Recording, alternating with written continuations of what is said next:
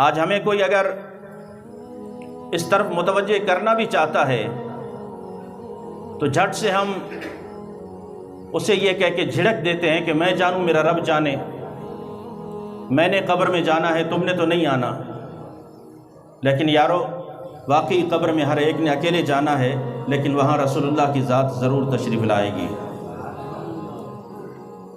ہم صرف اتنا کہتے ہیں کہ کی محمد سے وفا تو نے تو ہم تیرے ہیں، یہ جہاں چیز ہے کیا لوح و قلم تیرے ہے۔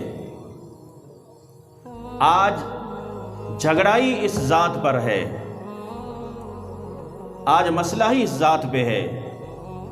آپ ساری زندگی اللہ اللہ کرتے رہیں، آپ لاکھوں کا اجتماع اکٹھا کر لیں، آپ لاکھوں لوگ اکٹھے کر لیں، آپ نمازیں پڑھتے رہیں، نوافل پڑھتے رہیں، اللہ اللہ کرتے رہیں، کوئی آپ کو نہیں روکے گا، کوئی آپ پر پابندی نہیں ہے۔ لیکن بات جب آپ حضور صلی اللہ تعالیٰ علیہ وسلم کی کریں گے، ان کی عزت اور ناموس پر مر مٹنے کی کریں گے، جب ان کی محبت کی بات کریں گے، جب ان کے چاہنے والوں کی بات کریں گے، ہاں پھر اس پر ویل چیئر پر بیٹھے ہوئے بابا خادم حسین رضوی بھی ہضم نہیں ہوتا،